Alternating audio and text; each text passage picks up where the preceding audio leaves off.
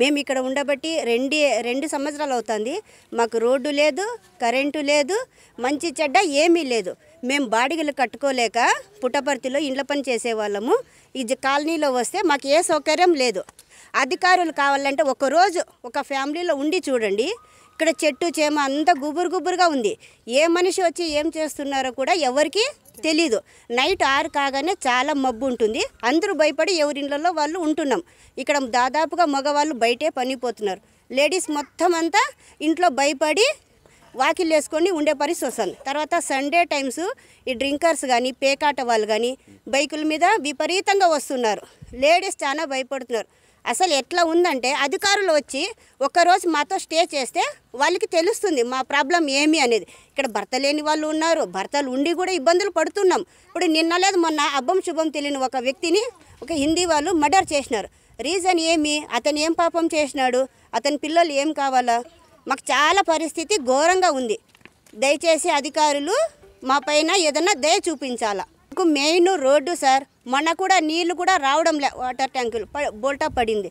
తర్వాత మెయిన్ లైట్లు, వీధి లైట్లు, మంచి సౌకర్యం. ఇక్కడంతా చెత్త చెదారం చెట్లన్నీ ఒక మనిషి హైట్లో పెరిగినాయి. అవన్నీ క్లీన్ చేసి మాకు మంచి సౌకర్యం ఇవ్వాలి. ఏ అధికారమైనా మాకు అవసరం లేదు. మేము చిన్న పిల్లల్ని వేసుకొని మేము ఫ్యామిలీలు ఉంటున్నాం. దయచేసి అధికారులు మమ్మల్ని దయ చూపించండి. తాగేదాని నీళ్ళు ఉన్నాయి కానీ కుళాయిలు లేవు. దానికి కూడా క్లీన్ చేయాలా. మా కుళాయిలు కూడా వేపిల్లని తెలియజేస్తున్నాము. ఇక్కడ అంటే మాకు ఏం అవసరం అంటే చాలా ఇబ్బంది. అంటే ఇక్కడ ఉండేదాని వల్ల కరెంటు లైట్లు కావాలా, ముఖ్యంగా రోడ్డు ముఖ్యంగా. ఇక్కడ బాధ అంటే అదే మాకు చాలా ఉండేది. ఆడవాళ్ళందరూ భయపడుతున్నారు. పిల్లలు వచ్చిపోయేకి కూడా రోడ్లు సరిలేక పడిపోయేది, తగిలించుకునేది చాలా ఘోరంగా ఉంది. దానికి మా సహకారం మాకు కావాలని మిమ్మల్ని అడుగుతున్నాను మున్సిపాలిటీ దొరలకి. ఇక్కడ మేము జగన్ కాలనీలో ఉన్నాము. ఇక్కడ మేమైతే, నా పేరు నాగవేణి సార్. ఈ అధికారులు శ్రద్ధ తీసుకోవాలని మేము కోరుకుంటున్నాము.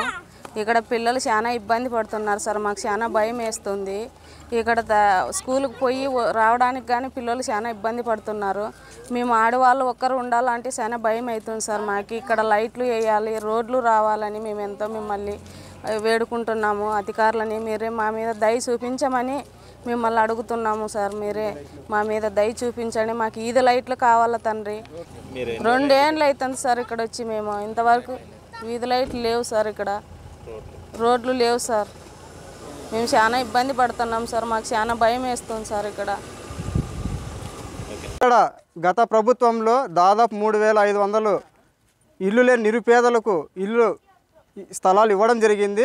అయితే దాదాపు ఇక్కడ వాళ్ళ స్థాయికి వాళ్ళు 1500 మంది దాకా ఇల్లు కట్టుకొని ఇక్కడ నివాసిస్తున్నారు. కాకపోతే ఇక్కడ వీధి లైట్ల సదుపాయం కానీ, రోడ్ల సదుపాయం కానీ, త్రాగునీరు సదుపాయం కానీ ఏమాత్రం లేదు.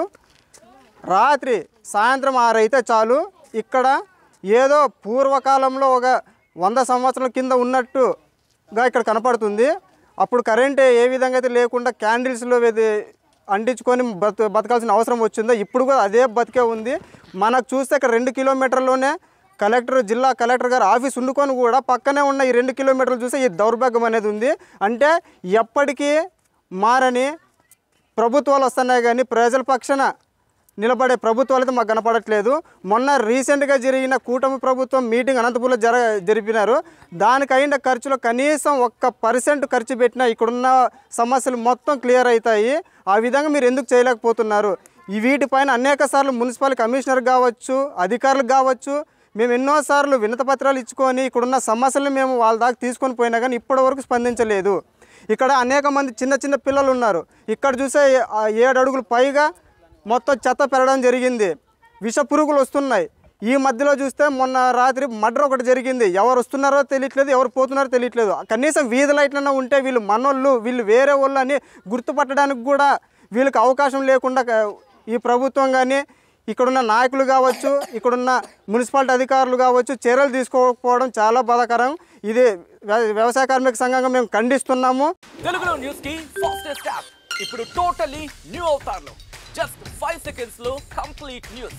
సోషల్ మీడియాలో ట్రెండ్స్ కి one stop solution. Live TV app voice search option తో ఇప్పుడే డౌన్లోడ్ చేయండి లేదా అప్డేట్ అయిపోండి. యాప్ లింక్ డిస్క్రిప్షన్ లో ఉంది.